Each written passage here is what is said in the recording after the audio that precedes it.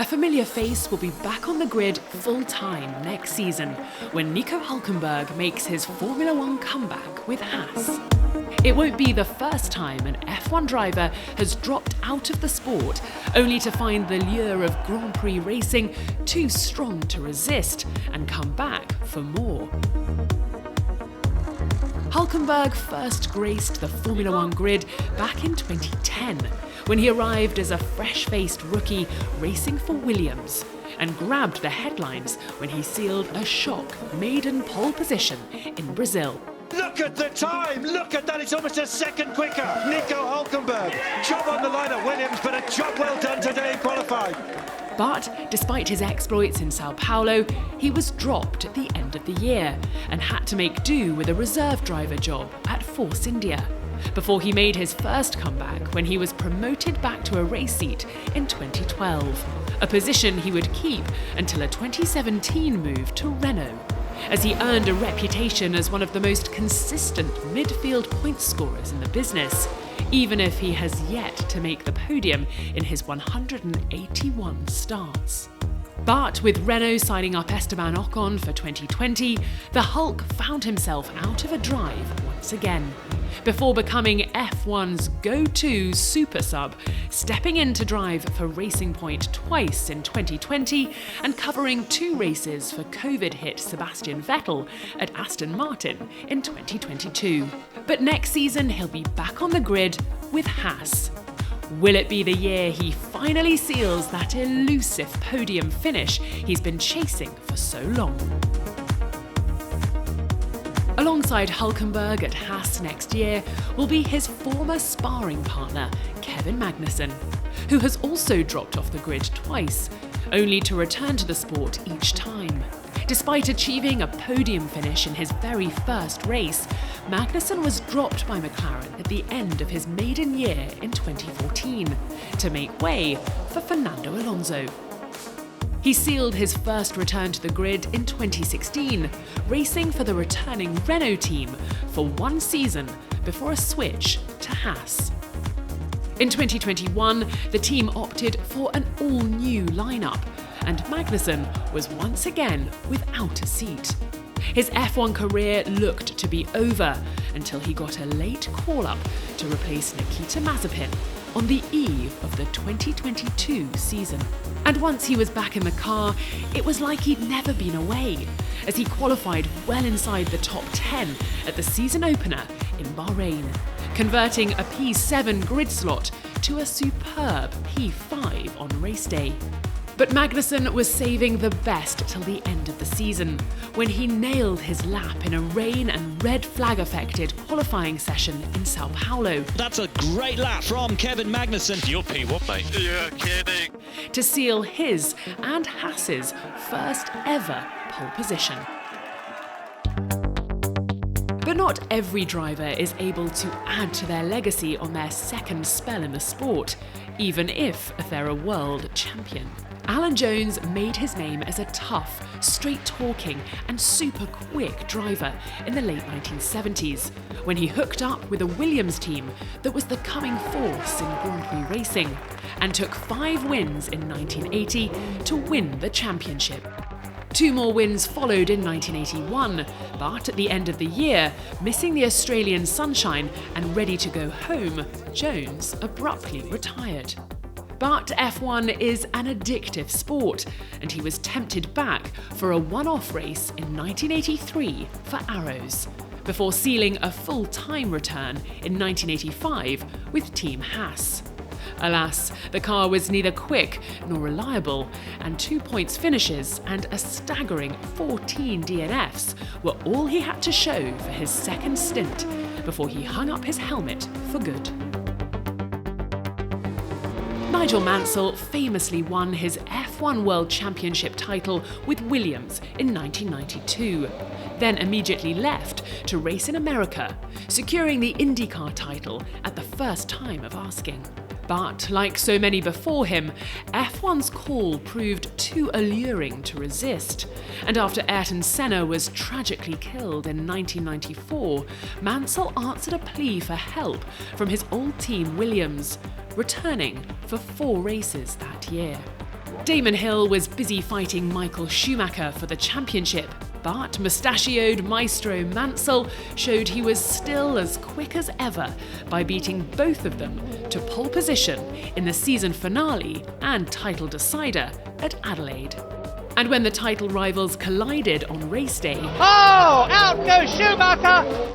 Mansell raced on to seal one last F1 victory, the 31st of his career. He was fully expecting to add to that tally, but when Williams decided to give the seat to David Coulthard, Mansell embarked on what would be an ill-fated partnership with McLaren for 1995. Things didn't start well when he couldn't fit into the car and had to sit out the first 2 races of the season. And it didn't get much better when he did get in the car. With a P10 at Imola and a DNF in Spain, his only results before he decided to call it quits. Robert Kubica's F1 comeback story is surely the most heroic in our rundown, given the obstacles he faced to make it back onto the grid. The Polish driver was one of the most highly rated talents of his generation, and even mounted a surprise title challenge in 2008 after taking his maiden win in Canada. Kubica wasn't the only one expecting that victory to be the first of many, but as it turned out, it would be the high point of his Formula One career. He was being lined up for a Ferrari move when a horrific crash in an off-season rally in 2011 left him with extensive injuries that saw him hospitalised for 3 months and out of racing altogether for almost 2 years. Others might have hung up their helmet after such a blow, but Kubica was determined to race again, and amazingly, he returned to rallying at the tail end of 2013. And in 2017, he was back in an F1 cockpit to see if he could still physically drive a single-seater. Williams were sufficiently convinced, and in 2019, they handed him a race seat. Incredibly, Robert Kubica was back in F1. The car was not one of Williams' best, but he still registered a points finish at Hockenheim and later stood in for the COVID-hit Kimi Raikkonen for 2 races at Alfa Romeo in 2021. Kubica was once tipped as a future world champion, and while fate decreed that didn't happen, his battle back from shocking injuries to race again in F1 proved the Pole had as much guts, determination, and drive as any of those who did win F1's ultimate prize. Michael Schumacher smashed almost every record there was in his trophy-laden 16-year spell with Benetton and Ferrari. He was a winner, but perhaps even more than that, he was a competitor. And it was that competitive urge that tempted the German out of retirement to return to the sport in 2010 after 3 years away, to spearhead Mercedes' new team. His comeback had the romantics dreaming of a fairy tale return for Schumacher, with race wins and perhaps even an 8th championship surely a possibility. Sadly for him, Mercedes weren't yet ready to challenge at the very front. There were flashes of the old magic, a podium at Valencia and a scintillating qualifying lap at Monaco that would have put him on pole but for a grid penalty. After 3 seasons, Schumacher retired again, just 2 years before the German team became the dominant force in the sport. After the checkered flag fell at the 2018 season finale, Fernando Alonso signed off from his first spell in F1. It had been a fine career for the Spaniard, who ran his debut season with Minardi in 2001, before sitting out the following year. In 2003, he was back on the grid with Renault, and just 2 years later, won the first of 2 back-to-back titles. Moves to McLaren and Ferrari saw him come agonisingly close to a 3rd, but it wasn't to be. After a final, fruitless stint with McLaren, he left F1 at the end of 2018 to embark on a new quest to win motorsport's Triple Crown. 2 Le Mans victories were duly secured, but the Indy 500 win remained out of reach, And then, in 2020, Daniel Ricciardo decided to quit Renault to sign for McLaren. Alonso's old team suddenly had a vacancy for a top-line driver and persuaded the Spaniard to return to F1 after 2 years away. This time, he didn't have a car to fight for wins and managed just one podium. Fernando Alonso back on the podium in Formula One.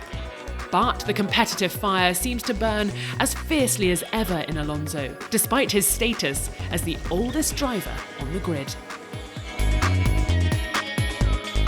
Kimi Raikkonen was a Finnish phenomenon when he came out of nowhere to sign for Peter Sauber's team in 2001, but immediately showed he had what it took by scoring points in his very first race in Melbourne.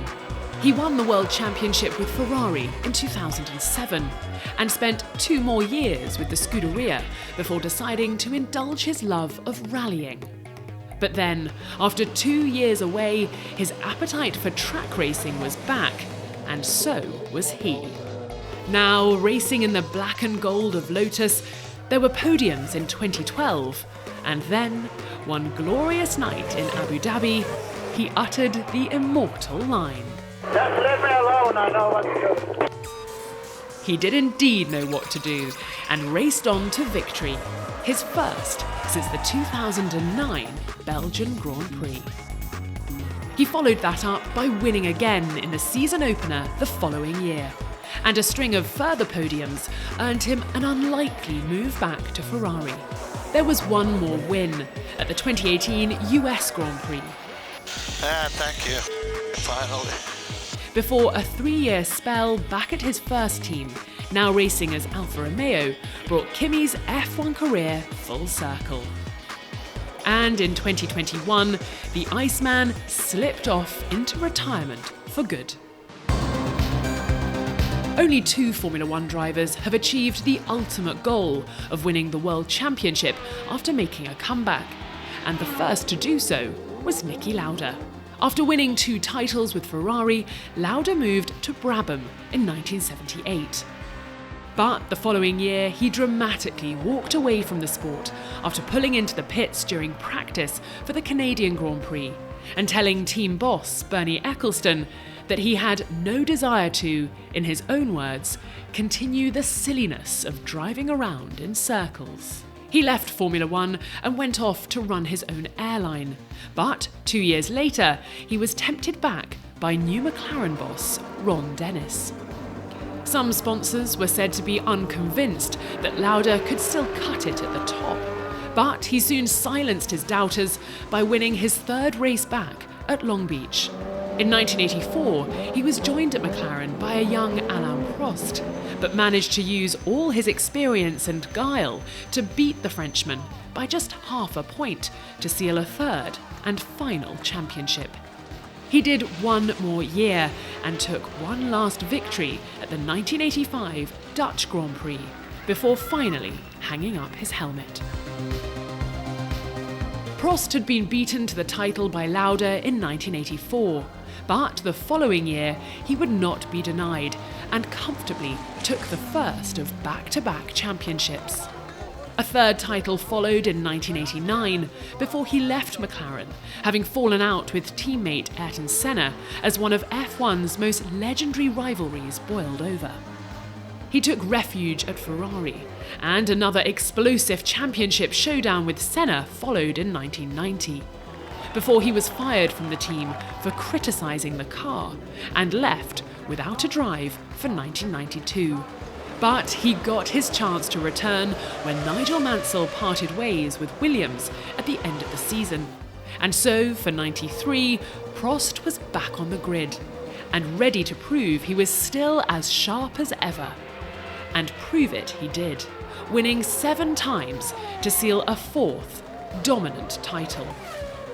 At the end of the year, he decided he was done and walked away from Formula One a champion and with a podium celebration to remember.